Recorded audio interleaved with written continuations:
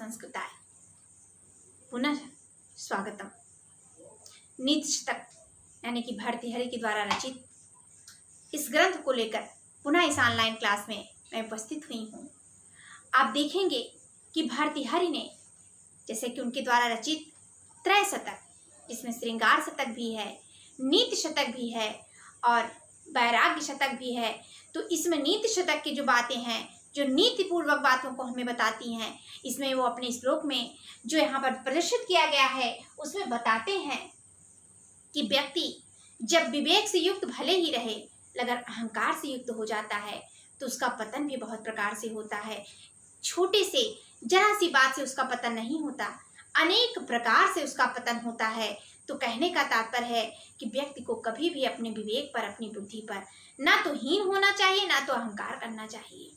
तो क्या कहते हैं, देखिए मैंने पहले भी कहा था कि उन्होंने एक कभी भी कठिन चीजों को, वस्तुओं का उदाहरण बना करके नहीं प्रस्तुत किया। उन्होंने ऐसी बातों का आश्रय लिया, ऐसे उदाहरणों का आश्रय लिया कि जो मनुष्य के समझ से युक्त हों। देखिए विद्वता वो नहीं है कि जो स्वयं ही समझ में आ जाए। हमारी विद्वता तब संपूर्णता की पथ पर अग्रसर होती है कि जब हम अपनी बात को, अपने कथन को सामने वाले जो हमारे समक्ष उपस्थित है व्यक्ति, उसको भी अच्छी तरह से समझा लें, उसको भी पूर्णता संतुष्ट कर लें। तो भर्तृहरि की ये विशेषता है। और लगभग श्लोकों में आप देखेंगे कि भारवी जी के द्वारा वो अर्थांतर न्यास अलंकार के द्वारा ये प्रयोग करते हैं, ये बताते हैं, एक उदाहरण के तौर पर उसको दर्शाते हैं, अपनी बात का समर्थन करते हैं कि ऐसा होता है तभी ऐसा होता है। तो देखिए क्या कहते हैं कि शिरः सार्वम सर्वगा। आप ध्यान दीजिए, यहाँ गंगा जी की बात होती है। गंगा जी आज भी हमारे द्वारा पूजा के योग्य हैं, आपके द्वारा भी पूजनीय है। यहाँ माँ गंगा की आलोचना नहीं हो रही है, फिर भी बताया जा रहा है, उनका एक उदाहरण दे रहे हैं कि कभी गंगा जी के मन में भी अहंकार, मद, गर्व उत्पन्न हो गया था। क्या कि शिरः सार्वम, उन्होंने सोचा था कि मुझे तो था, मेरा वेग इतना उद्वेलित करेगा लोगों को, इतना असहनीय होगा, इतना तेज, इतना प्रबल होगा कि उसे कोई भी सकने में, उसे उठाने में, उसे ढोने में सक्षम नहीं होगा। और जब वो ऐसा सोच करके भागीरथ के प्रयास से चलती हैं तो आप ध्यान दीजिए कि वो नीचे सीधे नहीं आती। वो उनका कैसे पतन होता है कि मेरे वेग को कोई नहीं थाम सकता। तो उनके वेग को किसने थामा? शंकर जी ने अपनी जटाओं में, और सिर्फ एक लट खोल करके उन्हें स्वतंत्र किया था। तो यहाँ पर देखिए वो सीधे स्वर्ग से द्वितीया के पंचमी भी चलती है, अपायो विशेषः, अर्थात जहाँ अलग होने का अर्थ होता है पदाने पंचमी, वहाँ कौन सी विभक्ति होती है? पंचमी विभक्ति का प्रयोग होता है। तो यहाँ पर वो गंगा जी जो कि अहंकार से युक्त हो गई, उनका कितने प्रकार से प्रयोग। देखिए अब यहाँ अहंकार की उदाहरण उन्होंने दिया, जबकि सत्यता ये है कि भागीरथ जी का प्रयास था। भागीरथ जी ने तब किया था अपने पूर्वजों का उत्थान करने के लिए, उनका उद्धार करने के लिए, और तब गंगा जी आई थी। फिर भी वो एक उदाहरण देते हैं एक सामान्य अवस्था में कि अगर मनुष्य के मन में कहीं से थोड़ा सा मद आ जाए तो उसका एक प्रकार से नहीं, अनेक प्रकार से ऐसा पतन हो जाता है। बहुत बार क्वेश्चन पूछा जाता है कि विवेक से भ्रष्ट मनुष्यों का कैसा पतन होता है? तो सैकड़ों बार होता है, एक बार नहीं होता, सैकड़ों बार होता है। इसीलिए कहते हैं ना कि मनुष्य को हर कार्य बहुत सोच समझकर और विचार करके करना चाहिए। यहाँ पर इस श्लोक में भर्तृहरि जी कहते हैं कि शिरः सार्वम, सार्व का अर्थ है भगवान शिव। शंकर जी कह रहे हैं कि सार्वम शिरः स्वर्गात, माँ गंगा कहाँ से? स्वर्गात, स्वर्ग से अलग हो रही हैं, इसलिए पंचमी है। पशुपतिम शिरम, पशुपति शिरम, फिर द्वितीया, यहाँ पंचमी द्वितीया, पंचमी द्वितीया, ये चलता रहता है। पंचमी के साथ द्वितीय विभक्ति का प्रयोग यहाँ पर किया गया है अलग होने के अर्थ में, और उसको जो आश्रय देता है वहाँ द्वितीय विभक्ति कर दिए हैं। क्या कहते हैं कि शिरः सार्वम स्वर्गात, स्वर्गात स्वर्ग से अलग होकर के, स्वर्ग से आकर के, सार्वम शिरः अर्थात भगवान शंकर के सिर को, उनकी जटाओं को क्या करती हैं? प्राप्त करती हैं। वो माँ गंगा जब स्वर्ग से अलग होती हैं तो कहाँ गिरती हैं? भगवान शंकर के सिर पर। भगवान शंकर पशुपति शिरस्तः, भगवान पशुपतिम अर्थात भगवान शंकर के शिरस्तः सिर से क्षितिधरम। क्षितिधरम का अर्थ क्या होता है? क्षितिधरम, धरा के ऊपर जो क्षिति अर्थात उपस्थित हो, प्रचलित हो, क्षितिधरम उतुंग हो, वो क्या है? पर्वत। यहाँ किसके बारे में बात की जा रही है? पर्वत। वो कहाँ आती हैं? पर्वत, हिमालय पर्वत पर आती हैं। हिमालय पर्वत से ही निकला है ना, गंगा जी निकली हैं। कहाँ से निकली हैं? हिमालय से। तो क्या कह रहे हैं कि वह माँ गंगा पशुपति शिरस्ता, जब पशुपति के सिर पर आती हैं तो क्षितिधरम, फिर वो हिमालय पर जाती हैं, वो हिमालय पर्वत पर गिरती हैं। और महीध्रात उत्तुंगात अर्थात महीध्रात, पृथ्वी पर सबसे उत्तुंग कौन स्थित है? ये उसी क्षितिधर का ही विशेषण है, अर्थात वो हिमालय पर्वत। उस महीध्रात, उस पर्वत से, हिमालय पर्वत से वो निकल करके ऊंचे शिखरों से उसके अवनी, फिर तृतीय विभक्ति का प्रयोग किया गया। अवनी, अवनी का अर्थ होता है पृथ्वी। फिर किस पर गिरती हैं? अवनी, पृथ्वी पर गिरती हैं। और ये तो ठीक था कि पृथ्वी पर आती हैं, फिर और नीचे चली जाती हैं। कहाँ? अवनिम अनेह चापी ही जलधिम, उससे और भी नीचे अवनि से अवनेह चापी, फिर उसी पृथ्वी से वो जलधिम, जलधि का अर्थ होता है सागर, समुद्र। और समुद्र कितना गहरा होता है ये आप भी जानते हैं। आज व्यक्ति से अगर पूछा जाए, किसी के प्रेम का मापदंड लिया जाए, किसी से द्रोह का, किसी से दुश्मनी, किसी की शत्रुता का उद्वेग लिया जाए, उदाहरण लिया जाए, तो मनुष्य कहता है कि समुद्र की गहराई, अर्थात आज तक समुद्र की गहराई को कोई नाप नहीं सका। तो इतने नीचे गर्त में, उस समुद्र में जाके मिल जाती हैं जिसकी गहराई की कोई सीमा भी नहीं प्राप्त होती है। तो कहने का तात्पर्य है कि वह माँ गंगा जब ऊपर से स्वर्ग से उतरती हैं तो वो फिर क्या करती हैं? नीचे नीचे नीचे और नीचे के स्थान को प्राप्त कर जाती हैं, ऊपर की तरफ नहीं आती हैं। फिर चौथी पंक्ति से ही वो क्या करते हैं? उसका समर्थन करते हैं, कि उदाहरण देते हैं कि किसकी तरह? जैसे जो विवेक भ्रष्ट होते हैं उनका शतमुखः, सतेन मुख में शशा बहुव्रीहि समास का प्रयोग किया गया है। कह रहे हैं, फिर देखिए पहले इसको अधो यम गंगा यम, यहाँ गंगा धन यम, गंगा धन यम, यह संधि का प्रयोग किया गया है। या इसको ऐसे भी लिख सकते हैं, ऐसे भी लिख सकते हैं, गंगा, यह संधि का प्रयोग है। ये कह रहे हैं अधो, इस प्रकार नीचे, यम गंगेयम, यह गंगा जी, पदम उपगता, अर्थात पद स्थान को उपगता प्राप्त करती हैं। अस्तोकम ध्वा, अर्थात इस प्रकार स्तोक का अर्थ होता है छोटे से, अत्यंत छोटे छोटे स्थान को प्राप्त करती चली जाती हैं। क्या कह रहे हैं? फिर से देखिए कि स्वर्गात, स्वर्ग से उतर करके, सार्वम सिरा, माँ गंगा कहाँ जाती हैं? भगवान शंकर के सिर पर उतरती हैं, उनकी जटाओं मिलाती हैं। पुनः पशुपति शिरस्ता क्षितिधरम, और पुनः भगवान शंकर के सिर से हिमालय पर्वत को धारण करती हैं। हिमालय पर्वत ऋषिकेश, अर्थात कहने कनखल एक स्थान है ऋषिकेश में, कहते हैं कि वहां जाकर के फिर वो गोमुख से निकलकर जब वहां जाती हैं तो वहां के बाद वो आगे पृथ्वी पर बैठती हैं। तो उसी हिमालय पर्वत से वो निकलती हुई फिर महीध्रात उत्तुंगात, अर्थात इतने ऊंचे हिमालय पर्वत से पुनः अवनि, वो कहाँ जाती हैं? पृथ्वी धरातल पर उतर जाती हैं। और अवनिश्चापी, और फिर उस पृथ्वी से भी वो नीचे जलधि, किसको प्राप्त कर लेती हैं? अर्थात सागर की गहराई को प्राप्त कर लेती हैं, अर्थात और नीचे चली जाती हैं। यम गंगा, यम अर्थात यह जो माँ गंगा है, जो यह गंगा जी है, वह भी अथवा अस्तोकम, इस प्रकार देखते हैं हम, अधोयम पदम उपगता, अधा नीचे के, अस्तोक अत्यंत छोटे, पदम स्थान को उपगता प्राप्त कर लेती हैं। छोटे से छोटे वो ऊपर से नीचे गिरती हैं तो फिर वो नीचे ही गिरती चली जाती हैं, ऊपर आने का कोई स्थान उनको नहीं प्राप्त होता है। जैसे विवेक भ्रष्टानाम विनिपाता शतमुखा भवती, जैसे विवेक भ्रष्टानाम, जो व्यक्ति अपनी बुद्धि से हीन हो चुका हो, विवेक से ही भ्रष्ट हो चुका हो, उसका विनिपाता जो पतन होता है, शतमुखा भवती, सैकड़ों पर, यहाँ सतेन मुखा ऐसा अर्थात बहुव्रीहि समास का प्रयोग है, उसका अनेक प्रकार से विनाश होता है, अनेक प्रकार से पतन होता है। तो यहाँ भर्तृहरि जी कहते हैं कि मनुष्य को अपनी बुद्धि से कभी भ्रष्ट नहीं होना चाहिए। जब मनुष्य अपनी बुद्धि से भ्रष्ट हो जाता है तो उसका सैकड़ों प्रकार से पतन होता है, फिर वो अपने आप को संभाल नहीं पाता है। आगे के श्लोक में पुनः भर्तृहरि जी कहते हैं, जैसे पहले भी उन्होंने कहा था कि मूर्ख हृदय न चेत गुरु मिरहि सो बिरंचि सम, अर्थात मूर्ख हृदय को कभी भी समझाया नहीं जा सकता। मूर्खों की कोई औषधि नहीं है। मूर्खम ना रंजयति, मूर्ख को हम कभी भी प्रसन्न नहीं कर सकते। एन केन प्रकारेण, हम हर असंभव कार्य को कर सकते हैं।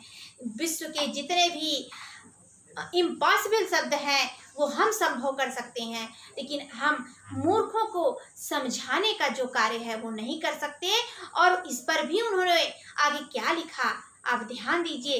कह रहा है कि हर वस्तु की, हर दवा, रोग की, हर प्रकार के जो आपके अंदर भाव होते हैं उनकी शास्त्र औषधियाँ बताई गई हैं। और कहाँ बताई गई हैं? शास्त्रों में बताई गई। ऐसा नहीं है कि आपने कह दिया और हमने मान लिया, नहीं। आपको लिखित, कहते हैं ना कि हमको लिखित बताइए, तो शास्त्रों में लिखी गई औषधियाँ हैं जो हम आपको प्रस्तुत कर सकते हैं। आपको प्रमाण के रूप में कहते हैं कि बिना सबूत के कोई बात मानने योग्य नहीं होती। तो हमारे पास सबूत, हमारे पास इसका प्रावधान है कि हम आपको दिखा सकते हैं कि शास्त्र में विहित है, शास्त्र में लिखा गया है। लेकिन मूर्खस्य नास्ति औषधम्, अर्थात कोई मूर्ख की तो कोई औषधि होती ही नहीं है। अर्थात शास्त्र भी हार गया। किसी भी विद्वान ने, किसी यानी कि ब्रह्मा जो कि वेदों को जिनकी रचना की है, उन्होंने भी मूर्खों की कोई औषधि नहीं बताई है। क्या कहते हैं देखिए, बहुत ही सुंदर वर्णन है। शक्यो वारयितुं जलेन हुत भुक्, शक्यो हम समर्थ हो सकते हैं, वारयितुं शांत करने में, जलेन तृतीया विभक्ति है। कौन सी विभक्ति है? तृतीया विभक्ति। जल के द्वारा, कर्ता ने कर्म से करण के लिए, द्वारा के अर्थ में हम जल के द्वारा हुत भुक्, हुत भुक् यानी कि जो हुत भुक् यानी कि अग्नि जो प्रज्वलित हो रही है उसको हम किससे शांत कर सकते हैं? जल के द्वारा। अब आप कहेंगे कि मैं जानता हूँ, हम तो ये बात जानते, मैंने पहले भी चर्चा आपसे किया होगा कि जानना और समझना दोनों अलग बातें होती हैं। जानने के लिए हम बहुत सारी बातों को जानते हैं, हम कहते हैं हम ये जानते हैं, हम वो जानते हैं, अरे हम तो बहुत सी ज्ञानवर्धक बातों को जानते हैं। तो कहने का तात्पर्य जानना अलग चीज है और मानना अलग चीज है, दोनों में बहुत भिन्नता है। तो फिर वही बात है कि मानना, अगर आप उसी में क्या करेंगे, आहुति में थोड़ा सा तेल डाल देंगे, थोड़ा सा घी डाल देंगे, तो क्या होगी? क्या अग्नि बुझेगी? नहीं, अग्नि और जल उठेगी, प्रज्वलित उठेगी। तो यही चीज कह रहा है कि मानना बात छोड़ दीजिए, जानने की बात मानिए। कहीं जल के अतिरिक्त आपने क्या किया, उसमें घी डाल दिया, तो वो जल, वो जो अग्नि है वो और भी अधिक उद्विग्न हो जाएगी। तो यहाँ पर क्या कह रहे हैं कि देखिए, हम जल के द्वारा हुत भुक् प्रज्वलित हुई अग्नि को शक्यो वारयितुम्, अर्थात शांत करने में समर्थ हो सकते हैं। और छत्रेण सूर्यातपो, छाते के द्वारा, सारी बातें मैंने पहले भी कहा था कि भर्तृहरि जी ने किसी कठिन बात का वर्णन नहीं किया है, सब आपके जानने योग्य बात को किया है। अब ये कितना मानते हैं ये आपके अंदर समाहित है। तो कह रहे हैं कि छत्रेण सूर्यातपो, अब यहाँ सूर्य की जगह चंद्रातपो भी कह सकते थे। यहाँ सूर्य तपो में आपका सूर्य का ताप षष्ठी तत्पुरुष समास का प्रयोग किया गया है। क्या कह रहे हैं कि सूर्य के आतप को, सूर्य की धूप को, गर्मी को हम छत्रेण, छाते के द्वारा शक्यो वारयितुम्, अर्थात शांत करने में या रोकने में समर्थ हो सकते हैं। यहाँ करने का था छत्रेण सूर्यातपो, और छाते को इसके द्वारा हम अब यहाँ चंद्रातपो नहीं लिखा उन्होंने, क्यों लिखते? क्योंकि जो चंद्रमा है उसकी जो किरण होती है वो शीतल होती है, तो उसे हमें छाती के, हम तो चांदनी रात्रि का क्या करते हैं, हमारे कवियों ने बहुत मधुर वर्णन किया है, अपने प्रसंगों में उसका बहुत ही सुंदर ढंग से उल्लेख किया है। तो हमें सूर्य चंद्रमा की, चांदनी की जो शीतलता है उसको छाती की आवश्यकता नहीं है, हम तो उसको और भी अपने अंदर समाहित करने का प्रयास करते हैं। इसीलिए हमने कहा कि सूर्य तपो क्षत्रियण, हम सूर्य के आतप को, सूर्य के धूप को, सूर्य की गर्मी को क्या कर सकते हैं, छाते से रोक सकते हैं। नागेंद्रो, नागेंद्र, नागेंद्र जो है इसका पर्वत भी पर्यायवाची बहुत लोगों का होता है। इसके कहने का तात्पर्य है इसमें श्लेष अलंकार भी होता है, क्योंकि एक अर्थ में यहाँ कहने का तात्पर्य है कि नागेंद्र जो है आपका, ये पर्वत के अर्थ में ना करके, किसी अन्य अर्थ में ना करके किसके अर्थ में आया है, हाथी के अर्थ में आया है। और हाथी, ऐसा हाथी जो कि मतवाला हो, मतवाला थोड़ा सा पगलाया हुआ हो। जो हाथी सीधा चल रहा हो उसको तो हम साधारण ढंग से रोक सकते हैं, लेकिन जो हाथी कैसा हो, मतवाला हो चुका हो, थोड़ा सा पागल हो चुका हो, तो उसको हम क्या कर सकते हैं, निश्चित, देखिए ध्यान दीजिएगा, निश्चित का अर्थ होता है तीक्ष्ण, अंकुश, अंकुश का अर्थ होता है लगाम। देखिए लगाम के लिए सबकी आवश्यकता होती है। अगर मनुष्य में लगाम नहीं है, कहते हैं अपनी जवान को लगाम दीजिए। कहने का तात्पर्य है मनुष्य को हर तरह से, हर वस्तु को, अपने अंदर के हर जो पीड़ा है या हमारी प्रसन्नता है, या कहने का तात्पर्य हम जिस कार्य को कर रहे हैं, हमें हर चीज को लगन से तो करना ही चाहिए, लेकिन उसमें बहना नहीं चाहिए, अपने अंदर एक अंकुश भी रखना चाहिए। तो कह रहे हैं कि जो मतवाला हाथी है उसको निष्ठांकुशेन, अर्थात क्या कर सकते हैं, तीक्ष्ण अंकुश के द्वारा समदा, अर्थात मतवाले हाथी को, समदा मद से युक्त नागेंद्र को, हाथी को निष्ठांकुशेन, तीक्ष्ण अंकुश के द्वारा हम अपने वश में कर सकते हैं। दंडेन को गर्दभो, अब ध्यान दीजिए, सिर्फ गो का यहाँ पर बैल है, सिर्फ बैल ही नहीं किया जाता है, गर्दभ यानी कि गधा, गधे की भी बात हो रही है। डंडे की जरूरत होती है ना, लगभग कहा जाता है कि बैल बुद्धि है, अरे गधे हैं। हमारे अपने माता पिता के द्वारा भी हमें ऐसे कहा गया होगा कभी, या बचपन में आप लोग भी कह देते होंगे किसी मूर्ख व्यक्ति को, तो कहने का उसके लिए भी डंडे की आवश्यकता। बैल को आपने देखा होगा गांव में चलते हुए, गधे को देखा होगा, अपने आप वो रास्ता भटक जाता, मार्ग को भूल जाता है, जो कार्य कर रहा है उसमें वो असमर्थ हो जाता है, कहने का तात्पर्य है ढिलाई देने लगता है, तो डंडे से उसको मारा जाता है, अर्थात डंडा दिखाकर उसे फिर उसके मार्ग पर लगाया जाता है। तो कह रहे हैं, कहने का तात्पर्य है कि गो गर्दभ हो, अर्थात गधे और बैल को जैसे डंडे से रोका जा सकता है, अर्थात दंड के द्वारा उसे भय दिखा करके अपने वश में किया जा सकता है। व्याधि भेषज संग्रहेश, व्याधि भेषज संग्रहेश, अर्थात व्याधि जो रोग हैं, संग्रहेश भेषज, ऐसे उनके संग्रह अर्थात एकत्रित हुई अनेक भेषजें हैं, अर्थात औषधियां भी हैं, अर्थात हमारे अगर अनेक प्रकार के रोग हैं तो वैद्यों ने हमें अनेक प्रकार के इलाज को बताया है और उसको भी शास्त्र में निहित किया है। विविध मंत्र प्रयोग है विषम, अर्थात विविध प्रकार के मंत्रों के प्रयोग से हम विष को भी शांत कर सकते हैं। कभी देखा है आपने? ये मैं नहीं कह रही हूँ। अब आप यहाँ ये मत सोचिएगा कि डॉक्टर झूठे या वैद्य झूठे हैं, हम सिर्फ मंत्र का प्रयोग कर लेंगे तो हम बच जाएंगे सांप के काटने से। लेकिन आपने ध्यान दिया होगा आज भी ऐसे बहुत से स्थान हैं, ऐसे बहुत से गांव हैं जहाँ पर क्या होता है, मंत्र लोग डॉक्टर वैद्य के पास जाने में, उस तरफ आपको वृद्धि या वो बढ़ोतरी की बात नहीं कर रही हूँ, या उस तरफ उस आस्था की तरफ ढकेलने की कोशिश नहीं कर रही हूँ। मैं सिर्फ यहाँ पर लिखे हुए भर्तृहरि के वाक्यों को पढ़ रही हूँ, जहाँ पर वो कहते हैं और हम देखते भी हैं, हमने अनुभव भी हो सकता है हमारे साथ भी घटना हुई हो, किसी को बिच्छू ने डंक मार दिया हो, किसी को सर्प ने काट लिया हो, तो लोग क्या कहते हैं, अब हमने कहीं कहीं सुना होगा, मैंने बचपन में सुना भी था, आपने भी सुना होगा कि अग्नि को भी मंत्रों से क्या किया जाता है, लोग कहते हैं गिट्टी आदि को मंत्र से फूंक कर फेंक दिया जाता था तो अग्नि शांत हो जाती थी। अब ये कितना सही है कितना गलत है, हमें उसकी तरफ नहीं जाना है, हमें ये जानना है कि ऐसा लिखा है क्या कि विविध मंत्र प्रयोग है विषम, विविध प्रकार के मंत्रों के प्रयोगों से विष को भी उतारा जा सकता है, जहर को भी शांत किया जा सकता है, यानी कि भयंकर जो जहर है, जो विष है, उनके प्रभाव को भी हम दूर कर सकते हैं। फिर क्या कह रहे हैं इन तीनों, फिर चौथी लाइन अंतर्न्यास अलंकार पर आ जा रहे हैं।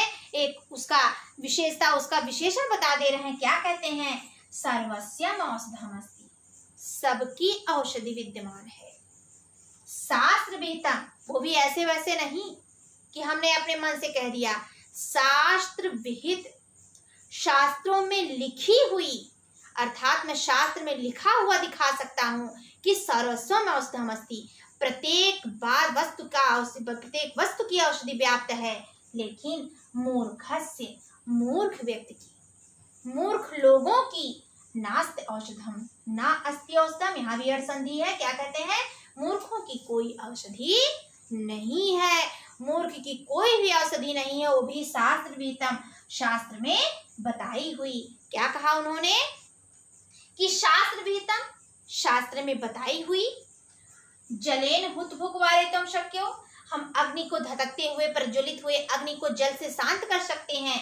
सूर्य तपो छत्रेण, अर्थात सूर्य की भयानक गर्मी को हम छाते के द्वारा, छत्र के द्वारा रोक सकते हैं। नागेंद्रो समदोषितांकुशेन, अर्थात मद से भरे हुए मत वाले हाथी को तीक्ष्ण अंकुश के द्वारा हम रोक सकते हैं। दंडेन गोगर्दभो, और दंडे के द्वारा गाय और बैल को भी अपने वश में कर सकते हैं। व्याधिस भेषज संग्रहेश, और भी क्या कर सकते हैं? अनेक प्रकार की भेषज औषधियों का संग्रह, समीकरण भी, संग्रह भी है। व्याधि अर्थात रोगों का।